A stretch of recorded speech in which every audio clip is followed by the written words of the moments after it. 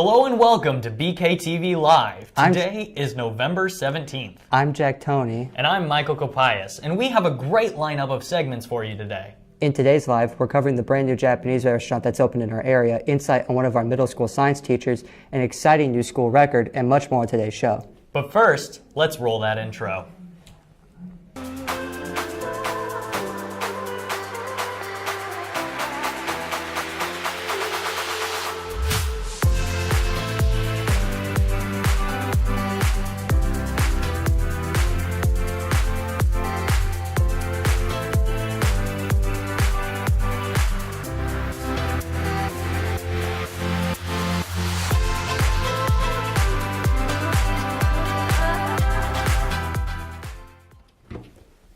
Our first story of the day brings us to the new restaurant here in town. Sam and Leo take us to Sakaya to learn about how and why they opened a Japanese restaurant. My name is Take. My name is Susanna. Alrighty, so what made you want to open a business? Well, restaurant. He is good at cooking, so that's why we thought we could support our family. That way we have two small kids. And so yeah, we thought maybe Farmington is ready for something like this. Not many Japanese places around No. here, are there? Was it difficult to start your business? There were challenges because we've never done something like this before. In this country, that is. He had a restaurant in another country. It was all new for me. I had worked in the restaurant business before, but only as a waitress. So the manager position, taking over that, he knows what he's doing, but I still don't. I'm learning. Why Japanese? Why I'm Japanese. It is a Cook simple. what you know, you know? How long have you been open for? 2 months. 2 months now? Yeah. So fairly new. Do you get any memorable customers that come in a lot? Oh, yeah. Any regulars? There have been, and we've been really appreciative of everyone that has come in. More than a handful come to mind of especially important regulars. How do you manage with such little staff? Oh, we do.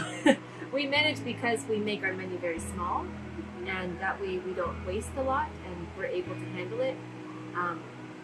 But yeah, we're still growing and learning. How hard is it to maintain your business with just two of you? We divvy up the tasks. He cooks and cleans, which is really hard, basically, and then I manage, so all the finances and whatnot. You manage front, you manage the back, so that you just divvy it up. Yeah, it works out okay.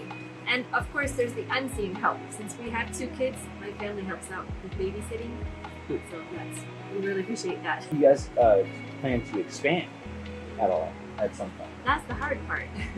We're just the 2 people, and being small kind of helps us maintain quality control, making sure that the meals are just the way we would want them at home. So we're not sure about that. We don't plan on, getting rich from this, but just to make a living, we're happy with that. Thank you, Sam and Leo. Hey, Michael, have you tried their food? Not yet. How is it? Michael, it is very good. You should try it sometime. I'll have to do that. Up next, we have Chris Link, who spoke with Mr. Howe at the middle school, who, am I seeing this right? Climbed Mount Kilimanjaro. Take it away, Chris. Not every day do you hear of a middle school science teacher climbing a famous mountain. Recently, Mr. Howe, a teacher at the middle school, ascended Mount Kilimanjaro. The climb of 19,341 feet is a difficult task. The climb usually takes 5 to 9 days to complete. Kilimanjaro was a goal for me since we had a young kid. I believe he was the age of 19 when he came here. But 6 years ago to the middle school, and if you went to their middle school, you know the big mountain mural in the middle of our cafeteria. But I met that that I'm gonna call him a kid, but at 19, he hiked all of the 7 summits, actually 8 summits on all of the 7 highest continents. I met him, and he was just a normal guy from Colorado that liked to travel, liked to hike mountains, and that kind of sounded intriguing to me. So I decided that if he could do Kilimanjaro at 12, maybe we kind of keep that as a bucket list climb and trip for me to kind of hopefully aspire to one day. Mentally, I would say that's just more of kind of reading and getting yourself ready and like what you need for packing wise. That took quite a bit of time with just kind of planning the what to buy and when to buy, and what the elevation is going to look like, because we started on Kilimanjaro. You start in a rainforest, so you got to be ready for rainforest ecosystems, and then you end up in a glacier, so you got to be ready for like the winterist climate. So you kind of got to be ready for everything. However, and I said anytime I talk about this, I couldn't have done it without our porters. There are people that go with you, that climb with you, and they carry all your stuff. So all that supplies I just talked about, I didn't have to carry much for myself. I just had to carry my liters of water every day and my day pack, but they carried all the big stuff. For the physical stuff, it was long.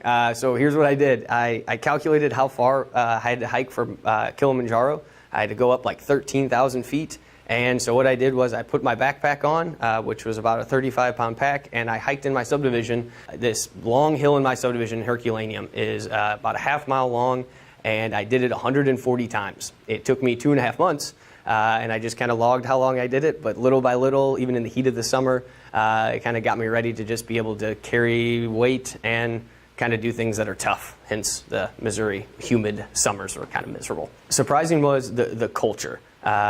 From getting off the plane and thinking I was going to Tanzania, and then as soon as I got there, they said, welcome to Tanzania.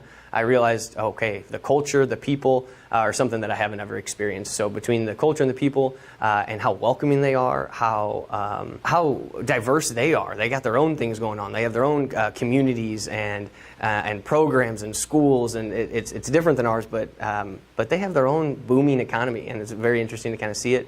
On the actual mountain, I would just say just the different ecosystems. As a science teacher, I loved, I've never been to a rainforest. I've never seen a glacier, and everything else in between, from the plant life to the animal life, like climbing or hiking and having a type of monkey, like a lemur on top of you as you're in the trees as you are hiking is kind of a neat thing that you don't really get to see in Missouri very often. So that day is day 5. So it takes 6.5 days total. On day 5, you wake up at midnight, and it took us 6.5 hours to climb to the top. And it was only 3.1 miles. So I'm at 15,000 feet, and then we have to go 3.1 miles to 19,000 feet, and then we have to turn around and go back down into the rainforest. So then we have to hike another 9 miles back down. So on that day, we ended up hiking 12 miles total. That was the longest hike that we had out of any day. So by the time we got done, we started at midnight, and we were done by afternoon. Thank you for the interview, Mr. Howe. I'm Christopher Link with BKTV signing off. Wow, that is a certainly impressive feat. We now move on to stuff that matters. Our first story concerns the recent shooting at the University of Virginia.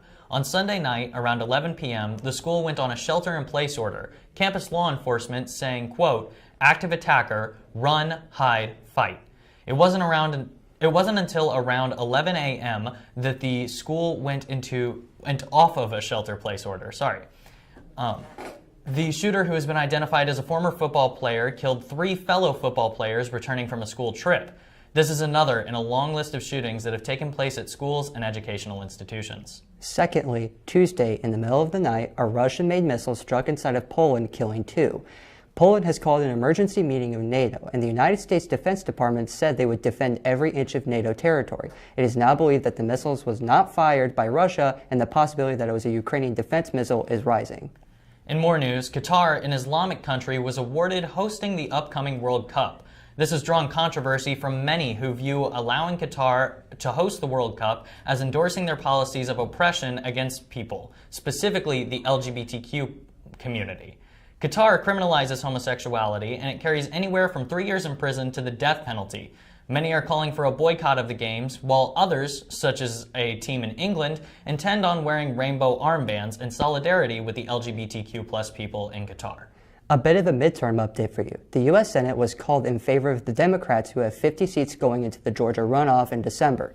The U.S. House was just called last night. Republicans will take control of the House with at least 218 seats.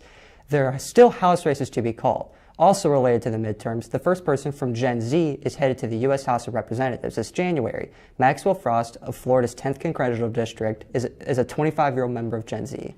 President Biden's student loan forgiveness program that recently launched to forgive $10,000 of student loan debt is on hold for the time being, as the issue is being debated in the courts. A federal judge recently paused the program, calling it unconstitutional. The issue is being appealed and is working its way through the courts. We recently discussed Iran on this segment and how women are protesting against the dictatorial regime that suppresses the rights to free expression and even let people see their hair.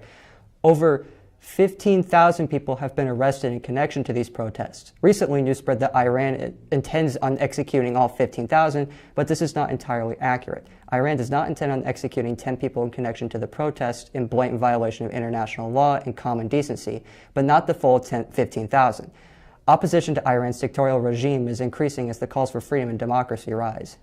Wrapping up this section of stuff that matters with some news from the bazaar. Recently, a man in Florida attempted to take a raw chicken through airport security. Imagine TSA surprise when they found a loaded handgun inside said chicken.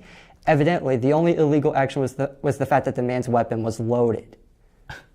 Next, we have Hayden Melton and Lily Abel, who sat down with Mr. Holloway to discuss his transition from teacher into assistant principal. I've been with Farmington School District for 2 years now. This is my second year. So last year I was a physical science teacher for freshmen. I had been a science teacher in some fashion, some way for the last 12 years.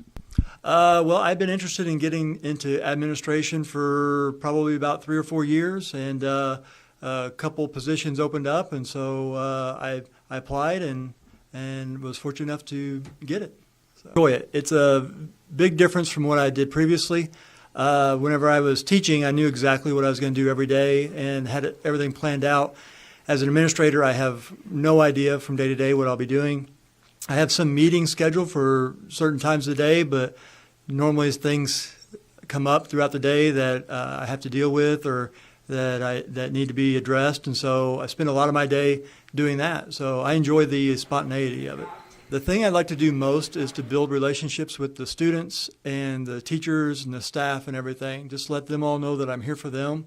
That's one of the parts of the job I enjoy the most is interacting with students, interacting with staff and everything, and just being there to help them and serve them. That's really what assistant principals should do, is to serve the others. Thanks, Hayden and Libby, and thanks to Mr. Holloway. We're glad you're here. Our next segment brings us to the home of a local family who shows us how they are doing their part in being environmentally stable. Trent Galzinski and Colin Roth take us to see Mr. Bale's home.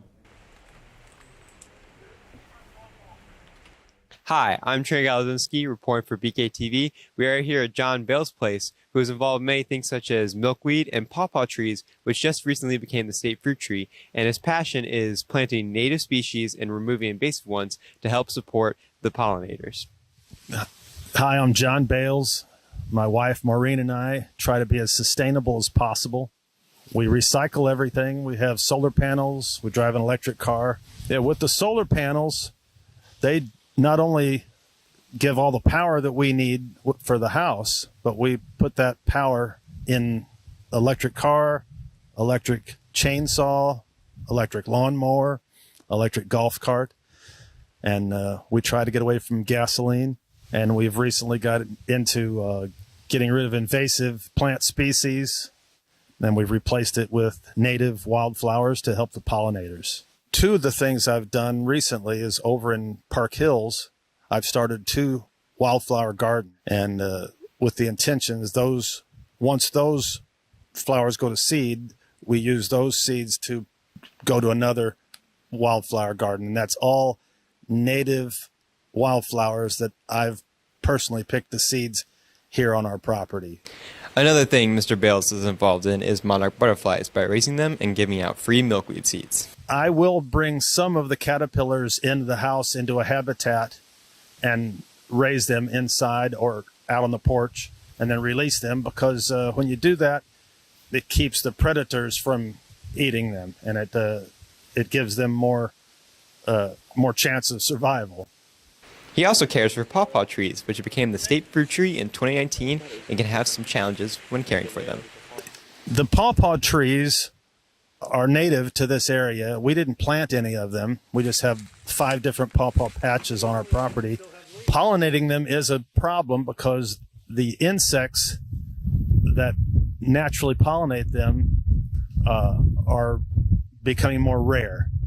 The flowers of the pawpaw have a rotten smell to them, so they attract carrion beetles and carrion flies. So one way to to pollinate them is to use a brush and manually dip in and get the pollen and go to another flower and pollinate it. Or, 300 yards. This is a little grotesque, you can hang some dead animal in the area, and it attracts the carrion flies and carrion beetles that does more of the pollinating. If you would like some milkweed seeds of your own, send a letter to 1180 Ridgetop Drive, and Mr. Bales will be happy to send you some seeds for free. This has been Colin Roth and Trent Galzinski reporting for BKTV. Thanks, guys, and thanks to Mr. Bales for showing us the small steps each of us can take to be more environmentally friendly. Our final segment is about Jade Roth and Jelena Gray and their 1,000 kills in volleyball. Now let's hear more about it from Ryan Cooper and Justice Boyer. What's up, Black Knight Nation? And today, me and JB got the chance to interview 3 volleyball girls that all broke records at our school. And we got to interview the head coach, Coach Baker. And let's take it down and see what they got to say. It's pretty unbelievable because if you really look back at the records and people that have hit those milestones, it's usually one girl on the team that gets that because that girl gets set up all the time and she just constantly is their go-to girl. So the fact that we had 2 girls get 1,000 kills is unbelievable because the goal in itself is so hard. They actually have to get 1,000 kills. And no offense, but in basketball you have the opportunity to score 1, 2, or 3 points every single time you shoot the ball. So for them having to actually get 1,000 kills, it's huge. And for Grace I didn't bring up until the very end of her freshman year, so she scored 1,000 digs in pretty much 3 years. So they're just amazing athletes, and it's pretty remarkable. Well, if you know those girls, they're straight up goobers, and sometimes you have to rein them in at practice and get them to take it serious. But when you're in a game, they go straight game mode and they're ready to go. And whenever they're in kind of like a lull and they know that they really need to work on something, they do put the work ethic in practice to make sure that they get better, and then they come out in games and always perform. I had a gut feeling because, you know, bringing up freshmen to varsity isn't something that typically at Farmington we normally do because we just have so many kids here that we don't usually have to do that. But that year specifically, I mean, they had a spark. And I tell Grace this now that I take it back and I should have brought her up before the end of the season. Grace definitely has the talent and she should have been brought up. But at the time, we just kind of had some seniors that could play. But they were standouts coming in as 8th graders. Like when you have a girl, Jade Roth has been this tall since she was in 8th grade. So when she comes in, an 8th grader comes in looking like Jade Roth, you're like, well, I should probably figure out a way to get her in the lineup. And then Jelena is just so consistent. She can keep the ball over and in all the time, and that's something that we needed that year, was just a consistent player. And then not only that, they were both my hitters, and then Jelena now plays all the way around, and she's actually extremely close to getting 1,000 digs on top of her 1,000 kills. So yes, their freshman year, you could definitely see a spark, and there was definitely something in those 3, so they're really special. I think going to all that off-season workouts in the summer really helped me strive to get my goal, and then also like my family being there the whole time supporting me, and all my coaches and the team just really brought that to me. So it's really exciting to get my 1,000th kill. It's something that I've wanted to do since I was a freshman. What did you do to get you there? Worked hard at practice, spent a lot of time playing volleyball. I have great teammates that helped me get this far. Grace, how does it feel to get your 1,000th dig? It's a great accomplishment that I've been going for since my freshman year, so I'm really happy to finally get it. What kind of work do you have to put in the off-season, the trust you have to have with your teammates to accomplish this goal? Lots. I mean, we start in February, which is a lot to do to play high school volleyball, but it's something that I'm proud of, so I work hard at it. Wow, 3 records broken the same year. These girls are special. That'll be it for me and Coop and BKTV News. Great job, Grace, Jade, and Jelena. That truly is an impressive record. Now, before you go, tonight, tomorrow, and Saturday night at 6:30, the Theater Guild will be putting on a production of Clue on stage. Admission is $5 for students. We hope to see you there. Come and find out who done it. Well, that's all we have for today. This has been Jack Toney. And Michael Capias, reporting for BKTV Live.